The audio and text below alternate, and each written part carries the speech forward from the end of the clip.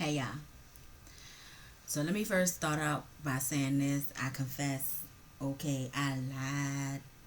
I lied, child. I lied my teeth off.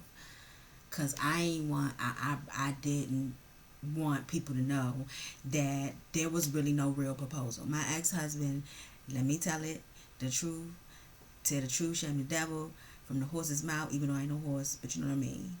I'm telling y'all the truth. Real time, first time, publicly. A couple people know, but first time publicly, my ex-husband did not get down on his knees and propose to me. Okay. Welcome to Receive and Relate. If this is your first time here, my name is Tara Walker. I'm so glad you clicked on this episode for story time. If you are a returning subscriber or returning visitor, welcome back, and hey y'all, hey. So yeah, just like I said, there was no proposal. I made it all up. Okay. Sorry, please forgive me. Yeah. So I really wanted it to be. You know what I'm saying? Every woman, that wants to get married, because every woman does not want to get married. That's truth be told. That's real. That's real life. And not every woman is graced to be married. But if you are, you want the proposal. Okay, you want the getting down on your knees. That's what you want. And so because I didn't get it, I made it up. Now, what had happened was, okay. So the story that I told, that we was in the library, that part was very true. All of that is 100% correct. It's just that he did not get down on one knee. So now, if you're caught up, or if you've been following along, right, you should have now seen the last episode where I explained how the ex-husband got back into my life. Because I know a lot of people want even people that I know probably been trying for years, wanting to understand how I let him back in. The people that I know that I wasn't with him before, you know what I'm saying, or I had kicked him out of my, apartment before, want to know how he got back in. So if you want to know that, watch the last episode. I ain't going into all that right now. But yeah, if you're watching, go ahead and watch that. If you have not watched that anything, please start at the intro and work your way through. Binge watch it like it's Netflix, okay?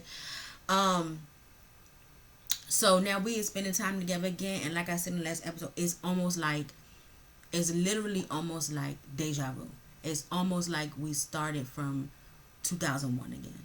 You see what I'm saying? So now he done slithered his way back into my, and I say that because I ain't trying to call him a snake, but that's kind of really what happened.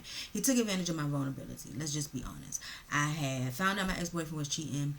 I should have been by myself, just me, Jesus, the Father, the Jesus, and the Holy Spirit. Okay, it should just been us, nobody else. I should have put in boundaries, but I wasn't as mature in my walk with Christ right now. Also, you know how when you got that big breakup, you don't want to have the realization that you're going back to being lonely. You know what I'm saying? That's why it's really important to have a relationship with Christ, because when you have a relationship with Christ, you know that you're never lonely. You're never alone, and you're never lonely with God.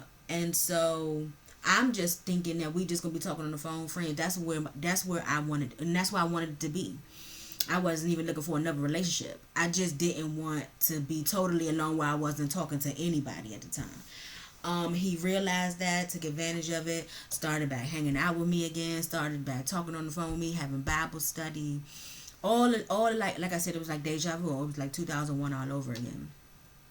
I came back to Christ. He was already still at the church. I'm more than sure we're probably going out to eat and stuff after church and stuff like all of that. Should have been boundaries. I should have set boundaries, but I did not. So now, like I said, we're spending a whole lot of time together. Paid for my hairdo, all that stuff. I said it on the last episode. And he asked me out on a date. Like, this is before, remember, because he told me, okay, he told me he wasn't attracted to big girls. So I wasn't expecting him to be attracted to me this time, until, like I revealed on the last episode, when he told me, when I had called him back and told him what was going on, he was like, he was just getting over me. He was just getting to a place where he wasn't thinking about me no more. He just got over me. I was like, when did you get on me, so to speak? Like, when did you begin to start liking me? When did that happen? Because I don't ever remember having this conversation. We never confirmed that we were boyfriend and girlfriend, even though the relationship was so toxic Did it seem like it was? It seemed like it was a toxic boyfriend and girlfriend relationship, the way you treated me when you lived with me. But when did you start liking me? Because clearly, again, you told me you wasn't attracted to big girl. I'm so confused. So, anyway, so like I said, we start spending time together. You know, when you start spending time with somebody again, you do kind of start developing feelings again. The feelings, even though I didn't want them to, I start developing them too. But also remember, my vulnerability is being taken advantage of. I saw myself marrying the ex-boyfriend. You see what I'm saying? Like, I thought that was going to be my husband. Um, and so I still got wedding brain, basically, on my mind. Ex-husband knew that. You understand what I'm saying? He knew it. You know, people with the narcissist spirit, they just know. I can't explain how they know. They just know. And so, however, remember I said on the last episode, they want to win. They do not ever want. That's why I'm telling my story now, because the Lord told me that he's still thinking like that. He's still thinking he lost, but this time it's bitter. It's more of a bitter thing, because I think he's coming to the realization that he will never win again. Like, that will never happen again. Although we've been divorced over 10 years. But if you have that spirit and you have not dealt with it and been repentant and forgiven, ask God to forgive you and help you with that. That's just how they're going to think. You're going to think like that for the rest of your life. Unfortunately, you're going to have that spirit, narcissistic spirit, for the rest of your life if you don't give it to God. So now coming to this date. So he asked me on a date, which is something that he never did because he didn't have to. Because technically he was supposed to be boyfriend and girlfriend. But he was so quote unquote y'all pray for me. I be talking fast sometimes. Courting me, and I thought that was nice. So, went along with it. And so we did. So he took me to, I don't remember the name of the library, but it's a library in DC. And I had never been on a date in a library or whatever. And I was like, oh, I thought that would be so cool. And it was. First we were just walking around, like, looking at the different paintings and and I didn't realize, y'all, that I liked art so much until that day, which should have been really, I love the arts. I love, creative, but my side is this is singing and music. Okay. I can't draw a stick figure. Okay. Okay. I'm okay with that. Okay. The Lord didn't grace me with that with my hands. Okay. With drawing. Okay. He graced me with music, song, sound. Okay. I sing and I love music and I hear music. Love it. So when I was walking through and watching the art, I didn't realize how much. I was like, oh, these are so nice. So I saw this painting. This was like a movie. I kid y'all. Now, I'm not even trying to be. I know I am animated, but I'm not trying to be. I saw this. I stopped and looked at this painting. And when I tell you tears, real life. Besides the first thing I told y'all, which it was not a proposal. That's the only lie about this story. Real life, I was watching this painting and tears began to fall down my eyes. I felt this overwhelming sensation of, I couldn't even I don't know if it was sadness. I just was emotional. And I couldn't tell you what the painting was. I promise you. I don't remember.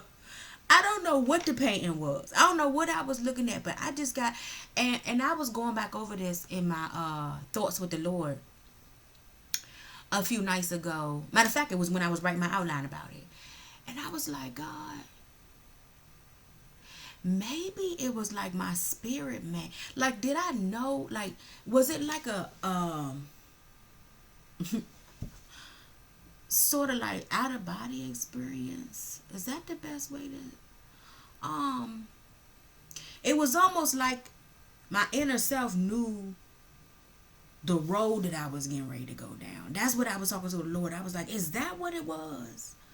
Because I wasn't sad.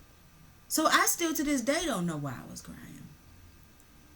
Now, because of that, like, painting, you know what I'm saying, real life, picturesque type situation, I took that and inserted his proposal, when I physically told people.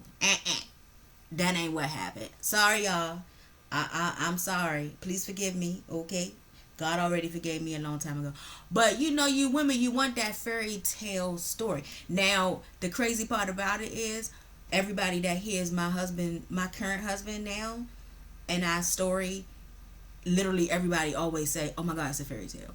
So I end up getting that fairy tale, real life story. Okay, everything in my testimony with my I can't wait for us to give it. I want us to give it together.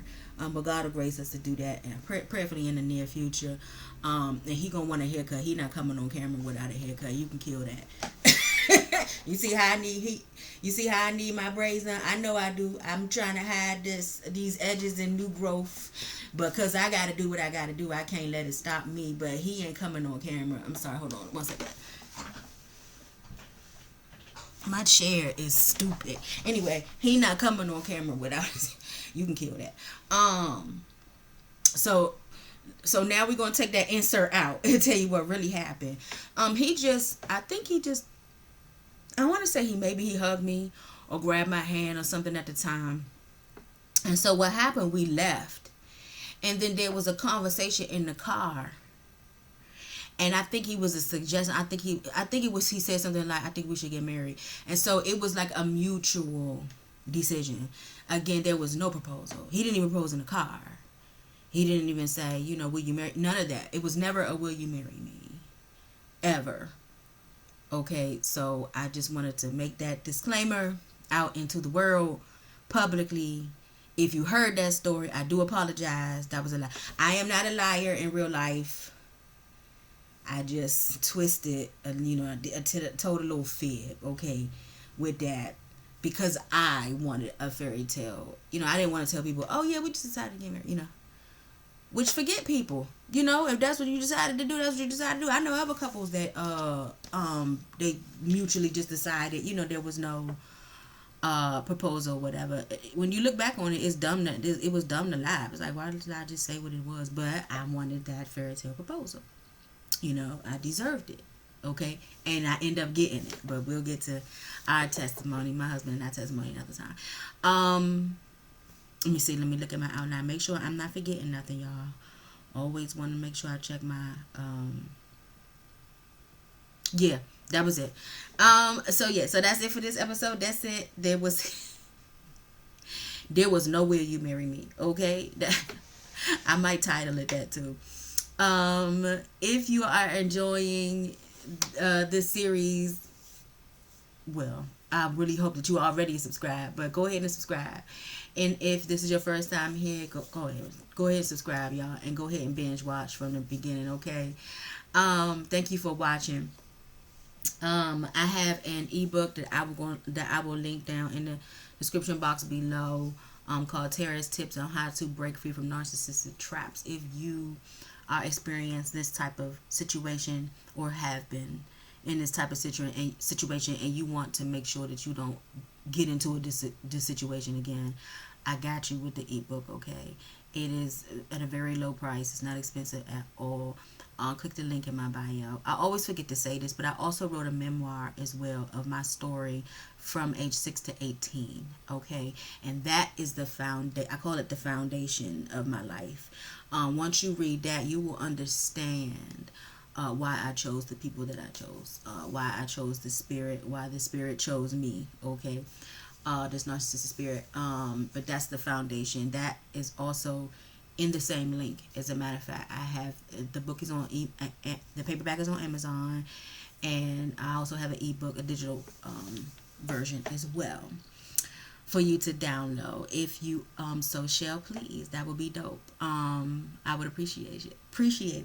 If you feel led to sow into the ministry, you may do so. That information is in the show notes in the description box below. Remember, people receiving when they can relate. If you can relate to anything I said, you told a little fib, little extra truth, that's all. We're just gonna call it a little extra truth, okay? Drop me a line in the comments below. Let me know you can relate. Yeah, and I love you, but know that God loves you more. I'll see you next episode.